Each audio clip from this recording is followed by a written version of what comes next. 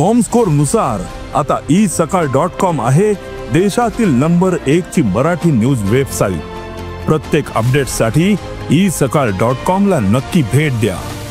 आधीच यंदा आंब्याचं उत्पादन कमी, त्यात पडलेला अवकाळी पाऊस याचा परिणाम कुठेतरी आता आंबा पिकांवर होताना आपल्याला पाहायला मिळण्याची शक्यता आहे। आपण सध्या रत्नागिरीतल्या बागेमध्ये आहोत आणि या बागेमध्ये सध्या आंबा पीक पूर्णपणे तयार झालेला आहे। आता आंब्याची तोड हळूहळू सुरू झालेली आहे। यंदा या वर्षीचा जर विचार केला तर या वर्षी केवळ 25 ते 30% हे आंबा उत्पादन आहे आणि या उत्पादन जे आहे त्याचा आता पडलेला जो अवकाळी पाऊस आहे या फळांवरती याचा परिणाम होऊ शकतो आणि थेट जर पाहिलं तर पुढच्या काही दिवसांमध्ये जर या पावसामुळे इथल्या उष्मामध्ये जर वाढ झाली तर त्याचा परिणाम इथल्या आंबा पिकांवर होऊ शकतो। आपल्यासोबत इथले शेतकरी आहेत।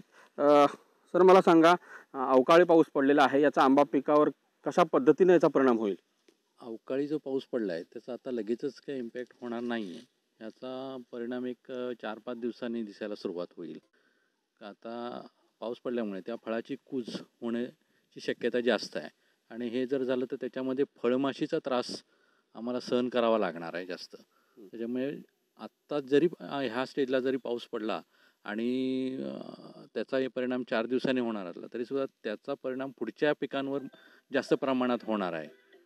कारण हे पीक तसं वाढत जाईल पुढे तसं त्याच्यामध्ये फळमाशीचा त्रास हा आम्हाला ह्याच्यामध्ये भोगावा जास्त प्रमाणात लागणार आहे। नक्कीच या वर्षी आंब्याची काय परिस्थिती आहे एकंदरीत जर आपण आपल्या बागेमध्ये पाहिलं तर गेल्या वर्षीच्या तुलनेत या बागेमध्ये कशा पद्धतीनं फळधारणा झालेली आहे? गेल्या वर्षीच्या तुलनेतून ह्या वर्षी ह्या बागेमध्ये एक 20% आंबा आहे फक्त। आणि गेल्या वर्षी जो आंबा झाला त्याच्यात आणि ह्या वर्षीच्या ह्याच्यामध्ये हवामानामध्ये खूप फरक असल्यामुळे ह्या वर्षीचा जो आंबा आलेला आहे आता तो एक 20% उत्पन्न याच्यामध्ये आम्हाला मिळणार आहे।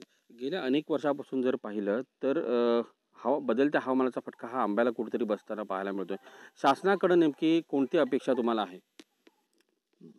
बदलण्या हवामानामुळे जो काय मोहर येतोय त्यावेळेला आम्हाला जी मिळणारी सुविधा आहे शासनाकडून की फवारणीची जी औषधं आहेत ते आम्हाला व्यवस्थित मिळत नाहीत।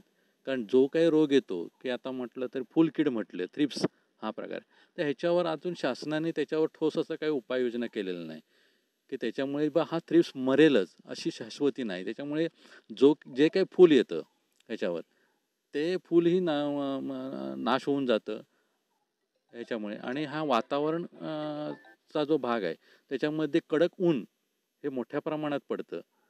हेवी हीट आता हल्ली 1-2-3 वर्ष यायला लागलेली आहे, खूप हेवी हीट। त्याच्यामुळे जो मोहर येतो आणि त्याला जी कणी किंवा सेटिंग होतं ते सेटिंग कुठे राहतच नाही शिल्लक एवढ्या कडक उन्हामध्ये। त्याच्यामुळे ह्याच्यावर खूप मोठ्या प्रमाणात आम्हाला नुकसानात सामोरं जावं लागतं।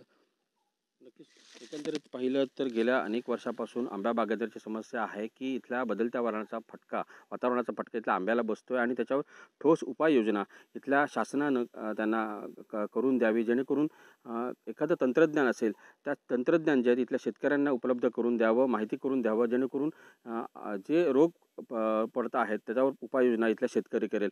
एकंदरीत पाहिलं तर जो पडलेला अवकाळी पाऊस आहे याचा थेट परिणाम जरी आत्ता जाणवत नसला तरी पुढच्या काही दिवसामध्ये जे उत्पादन आहे जवळपास 25 ते 30% उत्पादन आहे याच्यावर कुठेतरी परिणाम होताना आपल्याला पाहायला मिळेल। अमोल कले, साम टीव्ही, रत्नागिरी। महाराष्ट्रातील सर्व बातम्यांचे विश्वासार्ह व्यासपीठ सकाळच्या सर्व सोशल मीडिया प्लॅटफॉर्मला लाईक, फॉलो आणि सबस्क्राईब करा। तसंच सर्व नोटिफिकेशनसाठी बेल आयकॉन प्रेस करायला विसरू नका।